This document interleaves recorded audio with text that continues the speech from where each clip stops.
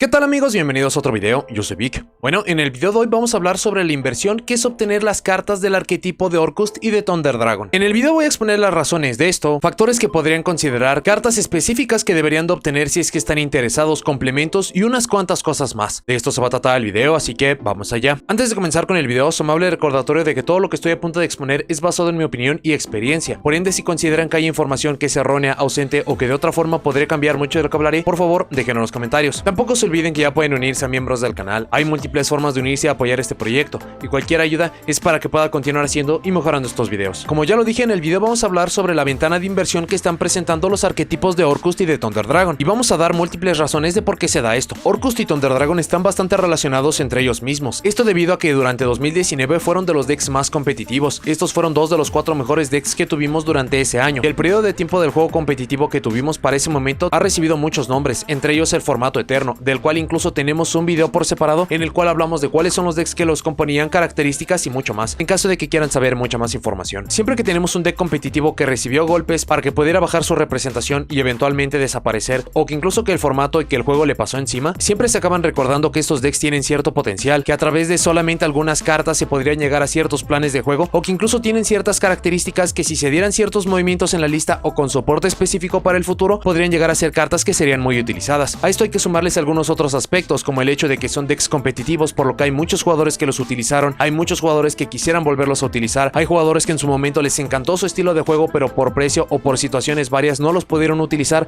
y están buscando más oportunidades para ello, e incluso llegando al punto de que quisieran estar utilizando ciertas características de ese deck para poderlos implementar para su estrategia actual o para ver qué se puede hacer con esas cartas hoy en día. Estos dos decks comparten la característica de que fueron golpeados en la lista al mismo tiempo y de una forma tan específica que no son ni la sombra de lo que llegaron a hacer en su momento, pero estos son justamente las características que les dan que puedan ser buenas inversiones, y es justamente lo que vamos a explicar a fondo. Primero, por la parte de Orcust, sumado a lo ya dicho, tuvieron la bondad que pudieron ser usados como un motor en cualquier deck que pudiera poner dos monstruos de nombre diferente en campo y tuviera una carta adicional en mano para poder acceder a jugadas adicionales, a jugadas que no debían en su tiempo, como los mismos Orcust o el uso de los Phantom Knights. A esto hay que agregar que Orcust apareció en rareza baja, provocando que casi cualquier jugador que estuviera interesado pudiera obtenerlos, solo destacando piezas un tanto más costosas como complementos de extra deck, motores o cartas que en su tiempo empujaron productos, como Dingirsu, su monstruo jefe principal. Orcust como tal no es el arquetipo más genérico que hay, incluso tienen una restricción, pero debido a cómo se desarrolla el juego sucede mucho que apenas ya hace diferencia. Esto es que cuando usamos los efectos de los Orcust en cementerio no podemos invocar monstruos por el resto del turno, excepto monstruos de atributo de oscuridad, que si revisamos muchos de los decks más competitivos que hemos tenido en el juego, esta restricción es incluso una que se siente de más, tomada que es después del uso de la carta y no por todo el turno. Dependiendo qué piezas estuvieran utilizando era el valor que les daba Orcust. Solo mencionando algunos de los valores que teníamos: Harp Horror de invocar un cuerpo Orcust del deck al campo, Symbal Skeleton para revivir un monstruo Orcust del cementerio al campo, Dingirsu que permitía tener un reciclaje de un monstruo tipo máquina, no importaba su nombre o atributo, o poder enviar una carta del campo del oponente al cementerio sin hacer target, protección a destrucción que no era una vez por turno a desacoplar un material, Galatea como reciclaje de monstruos máquinas removidos y el poder poner en circulación algunos recursos que ya explicaremos más adelante, o Longirsu que a través de reciclar dos monstruos máquinas removidos permitía enviar un monstruo del oponente que estuviera linkeado al cementerio. Para las cartas de magia y trampa que podía buscar Galatea, o que incluso al robarlas y usarlas hacían de este mucho más potente, teníamos al Orchestrated Return, una suerte de Destiny Draw para enviar monstruos Orcust o World Legacy de mano o boca arriba en campo para poder robar dos cartas, Babel, su campo que permitía hacer efectos rápidos los efectos de los monstruos Orcust de main deck en cementerio como Harp Horror o Symbal Skeleton, o Crescendo, un negador que remueve y que incluso puede removerse para generar una búsqueda. Esto es mencionando todo lo que ofrece Orcust, pero fuera en menor o mayor medida podían obtener solo algunos de estos y mejoraría mucho su plan de juego. Y por último, apoyan a decks tipo máquina, específicamente de atributo oscuridad, pero dependiendo en qué momento lo llegaran a usar podría ser una forma interesante de generar jugadas. Por la parte de Thunder Dragon, dependiendo de la estrategia que utilizaran es que tanto podían obtener valor de Thunder Dragon. Como tal, era un arquetipo contenido,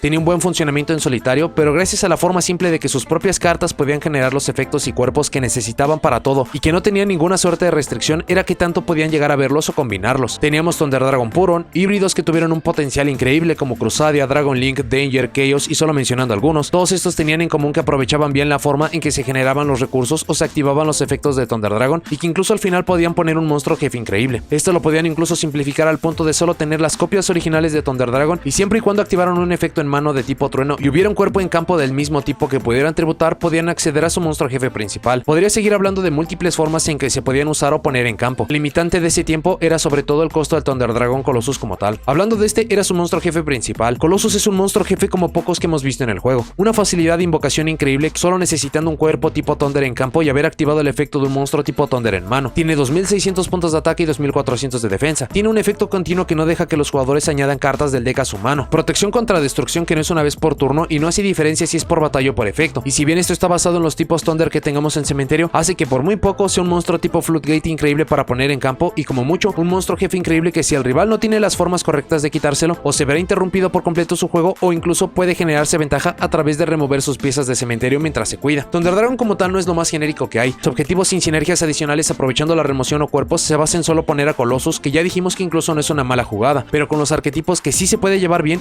es increíble la cantidad de combos, rutas y jugadas de múltiples tipos que se abren. Y por último, no tiene nada que ver con el arquetipo como tal, pero que seguramente verán movimiento a las cartas Thunder Dragon no importa qué. Estamos a la espera del anuncio y entrega de las cartas del reestructurado del Dragon's Collide, es decir, soporte Chaos. Y siendo un arquetipo que tiene sinergia perfecta con el deck, dependerá mucho sobre cómo luzca este. Si es como el nuevo soporte que solo permite sacar monstruos de sincro, podrían solamente utilizar los cuerpos principales y no la jugada de Colossus, pero si no acaba siendo así, entonces serán incluso muchos más motivos para poder obtener las cartas. Para sus rarezas generales y especiales, Orcust es un deck con rarezas muy bajas en realidad. La mayoría de sus cartas están entre rarezas comunes, raras y super, con algunas que destacan como Dingirsu siendo de rareza ultra o Orchestrated Return siendo de rareza secreta ultra. Es peculiar porque la base como tal no fue reimpresa, sí lo fueron sus cartas de rareza más alta, pero en cualquier caso no es un deck costoso de ninguna forma. Si esto sumamos que no han figurado de ninguna forma desde el golpe dado, entonces es incluso mucho más lógico. Para sus rarezas especiales de rareza Ultimate tenemos a Galatea, entregada en el OTS 10, y Dingirsu, entregado en el OTS 11. Consideren que estos son los objetivos y piezas principales del deck, así que estos también serían muy solicitados. Vale la pena hacer la nota de que Dingirsu es un monstruo de rango 8 genérico, por lo que muchos decks o estrategias lo llevan incluso hoy en día sin estar enfocados a los Orcust. Y de rareza super y todas que aparecieron en OTS tenemos Orchestrated Babel en el OTS 10, Harp Horror y Nightmare que aparecieron en el OTS 11 y Symbal Skeleton en el OTS 12. Y por lo ya expuesto dependerá de qué tanto vayan a usar el deck sobre para recomendar tener más o menos de alguna. Por la parte de Thunder Dragon, a diferencia de Orcust, este sí apareció originalmente con rarezas mucho más variadas y altas, múltiples miembros de rareza ultra y secreta. No obstante, este sí fue reimpreso en su totalidad de la Megalata de 2019, por lo que dependerá sobre si buscan las cartas de rareza original, la máxima rareza, una combinación de estas, pero por su no lo uso en ya varios años, las bases también son muy accesibles. Para sus rarezas especiales tenemos de rareza Ultimate a Colossus, la carta principal del deck, y de rareza super apareciendo en el OTS 9 tenemos a Thunder Dragon Matrix. De estas consideran que Colossus es el objetivo principal y lo que hace que el deck viva o no, y por la parte de Matrix es para poder potenciar o facilitar el uso de Colossus y o de Titán, por lo que esta está mucho más restringido al uso del deck en su forma más pura. Para algunas otras cartas necesarias y complementos tenemos para Orcust, evidentemente la carta que provocaría todo el movimiento sería Harp Horror. No obstante, esta en solitario no hace absolutamente nada, por lo que deberían tener entonces más cartas para usarlo y que funcione. De main deck usualmente se llevaba una copia de Harp Horror, una de Symbal Skeleton y los blancos de Galatea para poder traer. De extra deck, Galatea y Dingirsu usualmente se llevaban a dos copias para poder usarlos e invocarlos de la mejor forma posible. A esto hay que hacer la nota de que el deck fue golpeado antes de que recibiéramos Girsu, su carta tipo Armageddon Knight y que provoca todos sus combos con una sola jugada, así que nunca pudimos experimentar en TCG qué tan buena era la estrategia con esta, pero por evidencia de OCG y por simple concepto, entonces se deberían de hacer de 3 copias de esta para su óptimo uso. Para los complementos en sí no hay alguna recomendación que se pueda hacer. Lo genérico que se podría mencionar sería tener un arquetipo de atributo de oscuridad de forma natural para que los Orcust no estorben de ninguna forma y solo sean más interacciones para los campos que dejaremos. Considerando lo que vimos en su tiempo, tener las piezas adicionales para las jugadas de Phantom Knight a través de Rusty Bardish, Siren Boots, Ancient Cloak y 2 copias de Fogblade podría ser una forma interesante y clásica de obtener más valor. Si consideramos incluso que Phantom Knights recibió soporte en años recientes, entonces deberían incluso ser más cartas, pero en concepto tendrían que empezar con estas. Y por último, decks que cubran lo ya mencionado y o que puedan tener una forma de asegurar que pueden poner sus piezas en circulación para el combo, algo como un deck que utiliza la Armageddon Knight, Dark Grepher y o que los puedan invocar con algo como el uso de un motor disolde. Son solamente algunas de las sugerencias para poder poner en cementerio las piezas esenciales. Para Thunder Dragon, las cartas necesarias y de complemento, Colossus es simple y llanamente lo que querrían obtener. Es el atractivo y ya mencionamos todas sus consecuencias. Sobre qué tendrían que tener de complemento dependerá mucho sobre en qué medida lo piensen usar o su deck hogar. Puede ser desde algo muy simple como tener los Thunder Dragon originales para que luego teniendo un monstruo tipo Thunder en campo lo puedan invocar, o que consideren cuántas piezas estarían utilizando del deck como tal para poder avanzar por las mismas. Sobre sus complementos ya tenemos algunos probados anteriormente, cartas como los Danger aprovechando su generación de cuerpos, casi cualquier capacidad de cartas que ellos y también variaciones de Dragon Links que tenemos. De forma adicional hay dos que surgieron que son bastante obvias. El primero es Nemesis Corridor, monstruo tipo Thunder que permite generar reciclaje de cartas removidas y que cualquier deck que no ponga restricciones severas puede encontrar en este la forma simple de poner a Colossus en circulación. Los otros serían los Bestial, que lo pueden considerar como una extensión de lo propuesto con Dragon Link, pero estos podrían incluso ayudar a empujar a obtener los efectos de la mano de los Thunder Dragon. Para notas y comentarios finales, ya expuestos todos los argumentos, lo más fácil para poder avanzar para invertir por estas cartas, por estos arquetipos,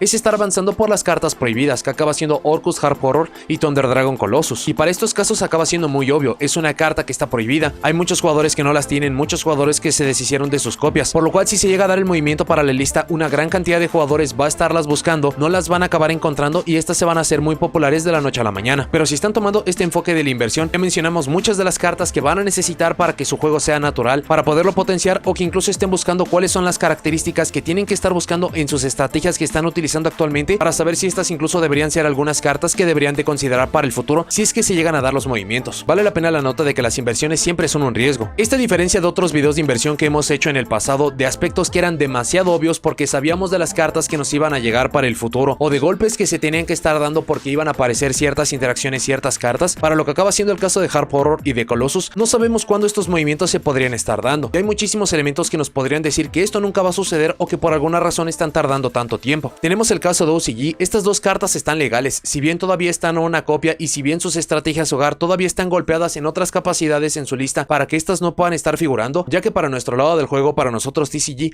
siempre acabamos teniendo una gran variedad y tenemos tantas anomalías, no sabemos qué podría acabar sucediendo. Mucho se argumenta de que estas cartas podrían ser limitadas y no haría ninguna diferencia más que para sus estrategias hogar, pero de nuevo tenemos tantos híbridos, tenemos tantas variaciones para nosotros que no podemos tener la certeza de ello, y esto se acaba reflejando en que no tenemos idea de cuándo van a suceder estos movimientos o si siquiera podrían llegar a pasar. Si de cualquier forma es una carta, motor o arquetipo por completo en el cual estar interesados, el cual van a acabar utilizando no importa los golpes que tengan en la lista, entonces esto acaba siendo incluso mucho más benévolo y mucho más conveniente. Pero si lo están haciendo específicamente por la parte de la inversión, de nuevo no sabemos si esto podría llegar a suceder. Hay muchas mejores formas de poder estar invirtiendo, formas muy obvias, formas inmediatas, por lo que valdría la pena que evaluaran si esto vale la pena en primer lugar. Por último, y que vale la pena mencionar, es que los precios de las cartas y los movimientos que se dan en la lista son temas que son muy sensibles respecto al tiempo, por lo que si optan por hacer esta inversión en cualquier capacidad, deben aprovechar los momentos inmediatos para poder aprovechar esta ventana de oportunidad, ya que si esto sucediera entonces serían cartas que serían reimpresas, más jugadores van a estar buscando entre las cartas que tienen olvidadas, van a hacer que bajen de precio, o incluso llegando al punto de que estas cartas fueron liberadas porque no van a hacer ninguna diferencia para el juego competitivo, se van a acabar estabilizando, entonces la inversión se va a acabar perdiendo, o mucho del atractivo de esta misma. Así que sea que van a hacer la inversión a través de las cartas Orcust, Thunder Dragon, están reaccionando a los movimientos de la lista que por fin los ponen en circulación, o incluso tomando en cuenta que estos son aspectos generales y que lo puedan estar aplicando a prácticamente cualquier carta prohibida, cualquier otra carta o conjunto de cartas que vamos a tener para el futuro, esto acaba siendo un buen consejo en general. Pero bueno, eso es todo lo que tengo para este video. Muchas gracias por haberlo visto. Déjenme en los comentarios qué les parece lo expuesto para este caso de inversión. ¿Qué otras cartas consideran que son necesarias o que valdría la pena conseguir para Orcust o Thunder Dragon? Si hizo falta información importante para complementar este video. Si llegaron hasta aquí, dejen me gusta, suscríbanse, activen la campanita para saber cuando subo nuevos videos y nos vemos en la siguiente.